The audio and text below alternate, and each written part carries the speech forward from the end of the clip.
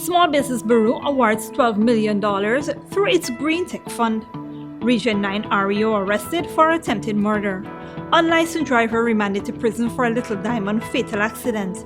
In the region, amid political crisis, Haiti appoints new prime minister, and internationally, flood toll rises in central China as tens of thousands evacuated. Greetings and welcome to another edition of Channel 2 Headline News Update. I am Bibi Bacchus. Thank you for joining us. On Tuesday, the Small Business Bureau presented a total of $12 million to 12 persons through its Green Tech Fund. At a simple ceremony conducted at the Arthur Chung Convention Center in Liliandal, the recipients each collected $1 million. Launched in 2017, the SBB's Green Business Technology Fund is geared towards encouraging the implementation of businesses that incorporate the fundamentals of the Green State Development Strategy. Minister of Tourism, Industry and Commerce, Wanich Waldron, was at the event to address the awardees. She congratulated the 12 recipients, noting that it was a competitive selection process where awardees were selected based on the most practical, sustainable, and innovative ideas. The idea is that you should use this financial support as a platform for business expansion so that in years to come, you would be in a position to contribute to increased employment and economic growth in our country. The minister said the SBB sets aside $12 million each year to address the effects of climate change and wants more Guyanese to develop business ideas that are aligned with the low-carbon development strategy.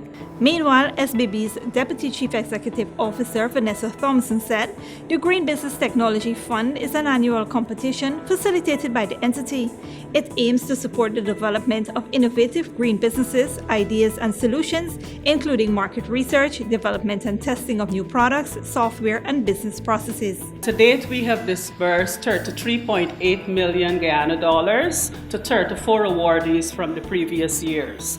Today, another 12 awardees will receive their grants of $1 million Guyana dollars to support development of innovative small businesses. Neeru Narain, one of the small business awardees, expressed his gratitude to the Small Business Bureau and the government of Guyana. He also shared his project idea that is focused on food security and food sustainability, utilizing modern techniques as it is important to the development of Guyana. Hopefully with this solution here, at the end of it all, Guyana could have a product that's being made locally that can solve this problem and at the same time be as effective as possible and will utilize our local networks so that we don't have to worry about internet access or any of those complicated issues. The other recipients also expressed their gratitude for receiving the Green Tech Fund. The Ghana Police Force, the Ghana Defense Force, and the Ghana Prison Services conducted a joint operation at a correctional facility in Region 4 and made quite the discovery. Dale Jarvis files this report. Ranks of the Ghana Prison Service, the Ghana Police Force, and the Ghana Defense Force conducted a search at the Georgetown Holding Bay and Lusignan Prison on Wednesday morning between 7 and 10 a.m. Several items were discovered in the various holding bays. In Holding Bay 1, 25 improvised weapons, 8 lighters, 2 cell phones, a quantity of Ziploc bags, 2 metal objects, and 2 cell phone cases. In Holding Bay 2, 14 improvised weapons, 5 charger heads, 7 lighters, 3 scissors, a quantity of Ziploc bags, 1 cell phone housing, 2 cell phone batteries, and 1 cell phone charger, along with several wires.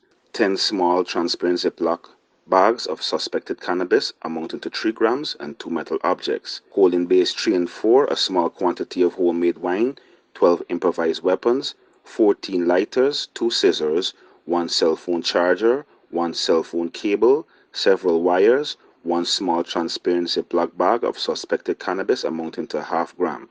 The items were seized and lodged by the police. Reporting for Headline News Update, Dale Jarvis. Thanks, Dale. Today, the Ghana Sugar Corporation will hire 200 persons to strengthen the workforce at the Rose Hall factory. The factory is scheduled to reopen in October of 2022. Acting Estate Manager Balaraj Dhanraj on Tuesday said the recruiting process is set to begin at 7:30 a.m. and he looks forward to a productive exercise. While individuals who have been fired would be given precedence, Dhanraj encouraged men and women between the ages of 18 and 59 years to apply. The positions are for field and factory workers such as tractor drivers, shovelmen, and laborers. There are some opening positions for a few welders, fitters, and electricians. Meanwhile, Danrad stated that while rehabilitation work to the tune of $45.2 million is currently ongoing at the factory, there are still some challenges. Due to the rainy season, the moisture in the land does not allow for tillage. Thus, the fieldmen would have to wait for the dry season to begin that process. However, work in the factory is moving apace. Don't go away after the break. Unlicensed driver in Little Diamond fatal accident remanded, and 2 separate accidents on the east coast of Demerara leaves 1 dead and another seriously injured.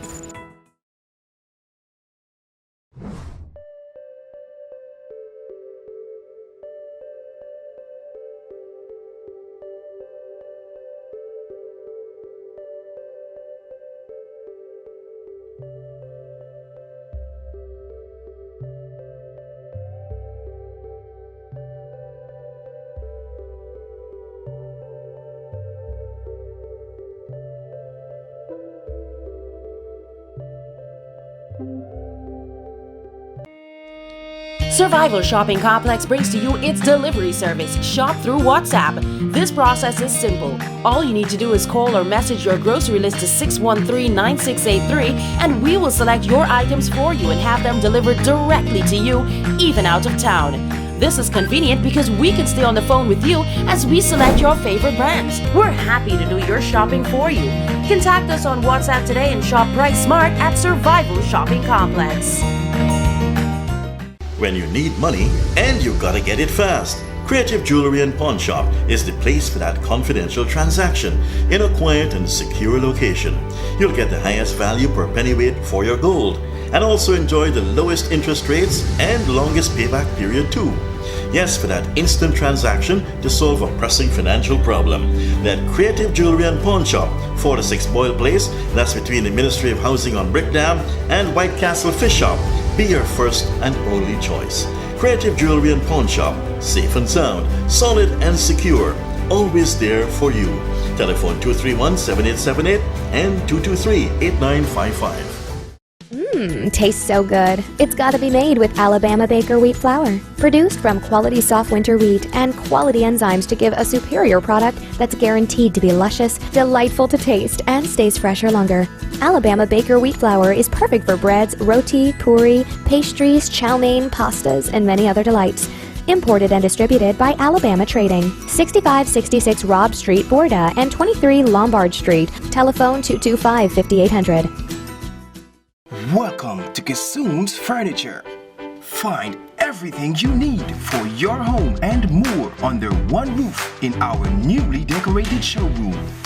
Our locally crafted furniture has been perfected over the last 60 years. From our hands to your home, we also bring to you our newly introduced lines of imported furniture and sleep center, where you can find a wide range of beds and mattresses. Kissoon's Furniture, furnishing homes for over 60 years. Good girl forget things.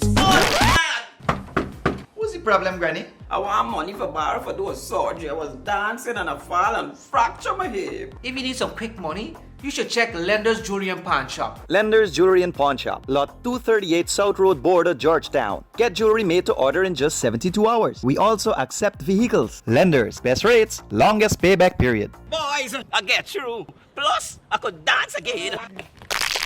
Lender's Jewelry and Pawn Shop. Welcome back. A driver of a minibus involved in the Little Diamond accident, which took the lives of 2 and left several others injured, was remanded to jail. Esther Sobers has that story. Appearing at the Georgetown Magistrate Court on Tuesday was 23-year-old Kevon Moore of Land of Canaan East Bank Demerara, who was the driver of the minibus in the fatal accident on Sunday at the Diamond East Bank Demerara, resulting in the death of Anthony Persaud and Alia Edwards and injuring several others. Moore appeared before Principal Magistrate Judy Lochman, answering 5 different charges.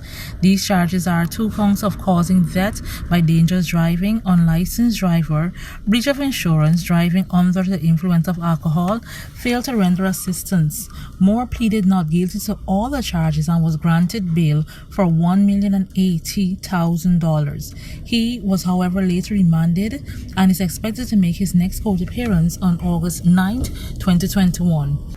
Police inquiries disclosed that at around 2200 hours, Moore was returning from the SeaWorld proceeding south along the public road at a fast rate when he lost control of the vehicle BXX7256, resulting in it toppling several times before coming to a halt.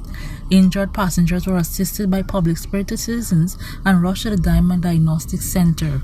Prasad and Edwards were pronounced dead on arrival. A breathalyzer test conducted on the driver hours after the accident revealed he had 0.039 and 0.037 micrograms of alcohol in his breath. For Channel 2 Headline News, Esther Sowers. Thanks, Esther. The Regional Executive Officer of Region 9, Carl Singh, has been arrested for an alleged attempt to commit murder in which he is accused of shooting a woman in the abdomen.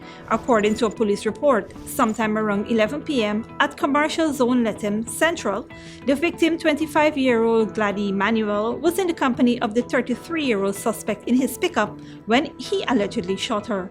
The injured woman was taken to the Lethem Regional Hospital by Singh, where an immediate surgery was performed. Her condition is now regarded as stable. However, the police have been unable to interview the victim due to her condition.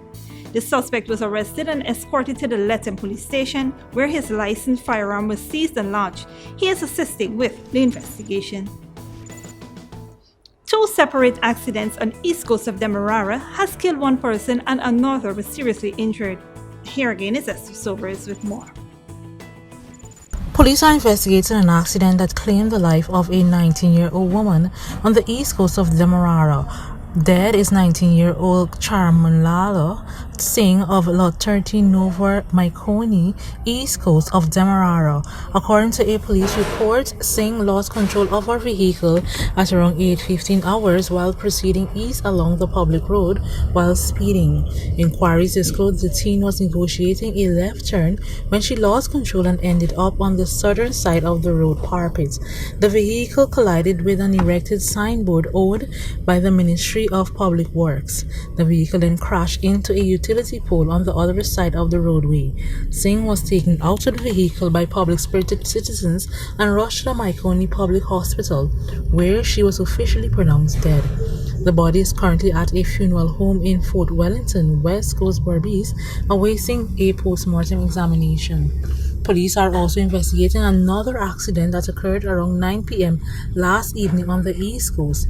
The now seriously injured motorist has been identified as 24-year-old Akeem Kassi. According to the driver of the motorcycle, he was in the process of negotiating a left bend when he lost control of the motorcycle and fell onto the road, receiving injuries to his body. The driver had refused to submit to a breathalyzer test and was complaining of pain in his chest. For Channel 2 Headline News, Esther Sobers. Thanks, Esther. Don't go away after the break. Amid political crisis, Haiti appoints new prime minister and South Africa links 12 suspected instigators to riot. But before that, here is the brief retraction schedule.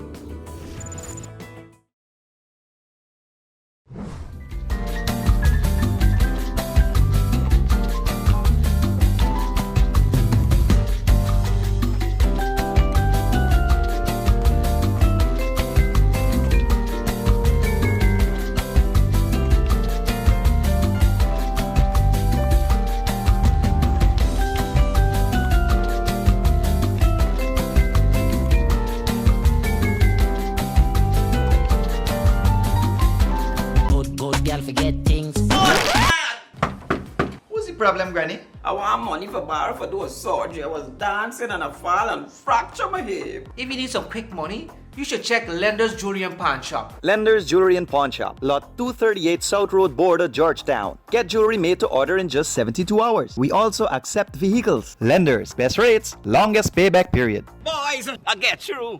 Plus, I could dance again. Lender's Jewelry and Pawn Shop. Welcome to Kissoon's Furniture. Find everything you need for your home and more under one roof in our newly decorated showroom. Our locally crafted furniture has been perfected over the last 60 years. From our hands to your home, we also bring to you our newly introduced lines of imported furniture and sleep center, where you can find a wide range of beds and mattresses. Kissoon's Furniture, furnishing homes for over 60 years. For decades, milk has remained the same. Until now. Introducing the Great Dairy Full Cream Milk from Alabama Trading. Enriched with vitamins A to D and calcium to promote healthy teeth, strong bones, and vitality.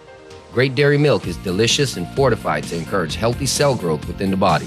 No wonder it's the #1 brand of milk produced in Ireland. Now available nationwide in 400-gram packages at leading supermarkets and wholesale vendors. Distributed by Alabama Trading. When you need money and you gotta get it fast, Creative Jewelry and Pawn Shop is the place for that confidential transaction in a quiet and secure location. You'll get the highest value per pennyweight for your gold and also enjoy the lowest interest rates and longest payback period too. Yes, for that instant transaction to solve a pressing financial problem. That Creative Jewelry and Pawn Shop, 46 Boyle Place, that's between the Ministry of Housing on Brick Dam and White Castle Fish Shop. Be your first and only choice. Creative Jewelry and Pawn Shop, safe and sound, solid and secure, always there for you. Telephone 231-7878 and 223-8955. Survival Shopping Complex brings to you its delivery service, Shop Through WhatsApp. This process is simple. All you need to do is call or message your grocery list to 613-9683 and we will select your items for you and have them delivered directly to you, even out of town. This is convenient because we can stay on the phone with you as we select your favorite brands. We're happy to do your shopping for you. Contact us on WhatsApp today and shop price smart at Survival Shopping Complex. Welcome back. Now we take a look at news in the region and around the world. Haiti has a new prime minister after 2 weeks of uncertainty following the assassination of its president. Al Jazeera's Andy Golichar has more. The formal swearing-in of Ariel Henry as Haiti's new prime minister is an attempt to end days of uncertainty following the assassination of President Jovenel Moïse. Acting Prime Minister Claude Joseph appeared to be in charge following the brazen attack on Moïse. He stepped aside to allow Henry to take the reins. The 71-year-old neurosurgeon is calling for unity, but he's facing a long list of social and political issues.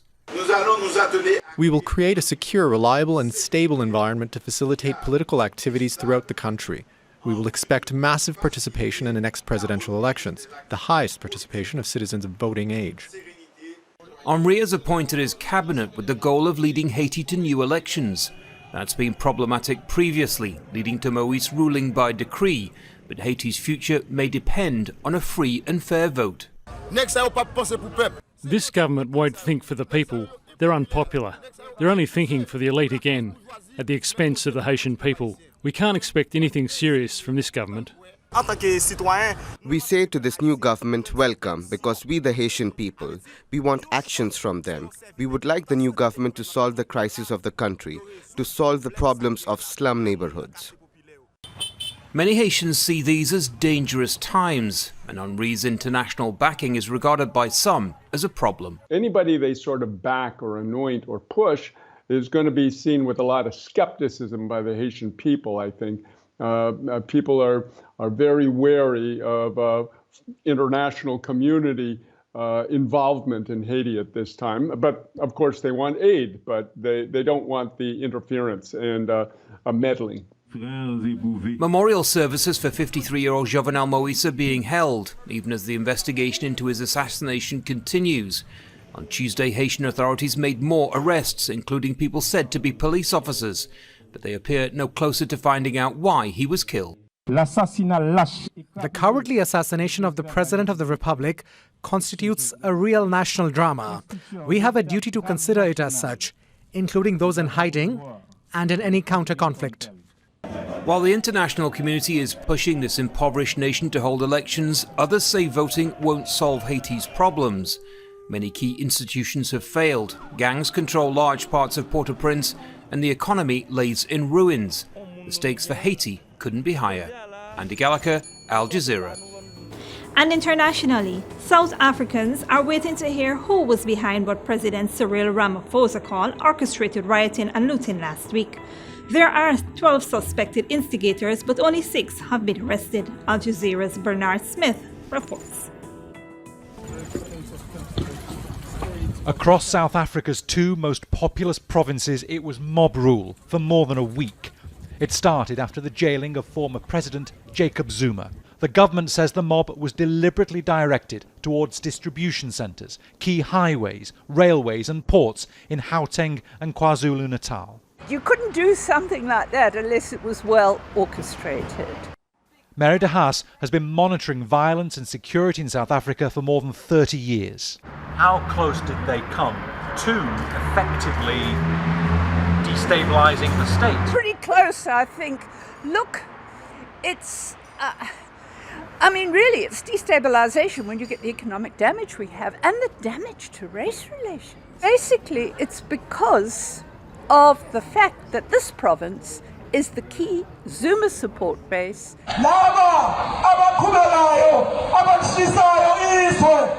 Zuma's close family and friends deny inciting the looting. Across social media, there are examples of people using the imprisonment of the former president to justify the violence.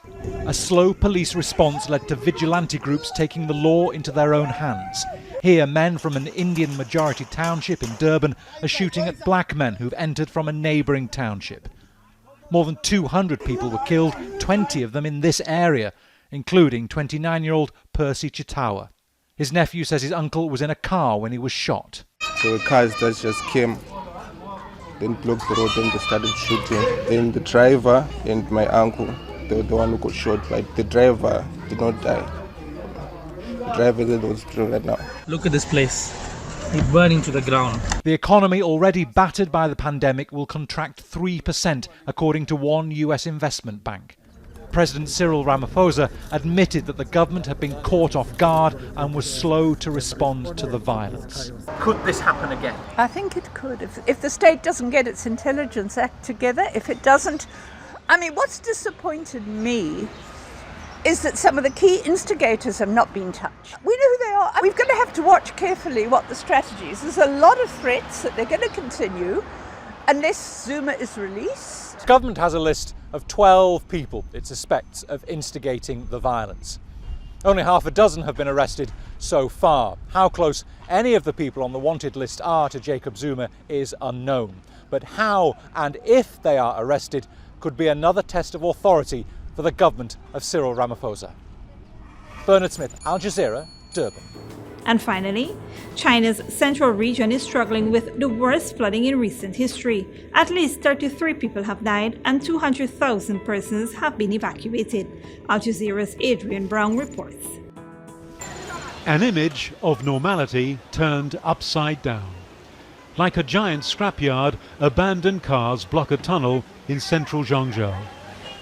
Roads transformed into rapidly flowing rivers, where in some areas, boat is the only way to get around. The city's inhabitants are used to typhoons, but they're still coming to terms with the scale of this week's deluge. It was the heaviest rainfall in 60 years. On Tuesday, more than 200 millimeters fell in just 1 hour. On state TV, the images have been more uplifting. Rescuers bringing young and old to safety. Some of the estimated 800,000 residents who've been displaced. The emphasis is on the positive work being done, not on those who've died. Our teams have rushed to many places. We are carrying out tasks like blasting and flood diversion, flood fighting and rescue, as well as mass evacuations. The underlying message, the party will protect you. On social media, though, there's anger at why local weather forecasters fail to warn residents properly. The city lies in a flood-prone area. The provincial government reportedly spent more than $8 billion building defences that were supposed to prevent disasters like this happening. Now, more extreme weather is threatening the area. A typhoon is bearing down on China's eastern coast and could make landfall this weekend. Adrian Brown, Al Jazeera, Hong Kong. That is it for today's regional and international news. Here now is your 3-day weather forecast.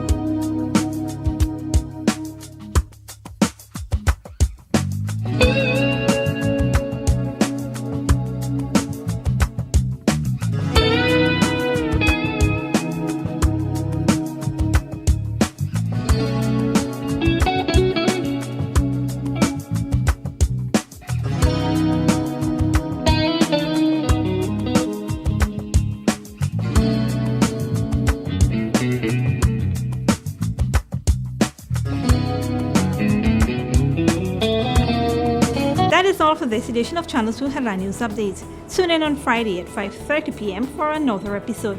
Be sure to subscribe, like, and follow us on Facebook and YouTube. Until then, stay safe and take care.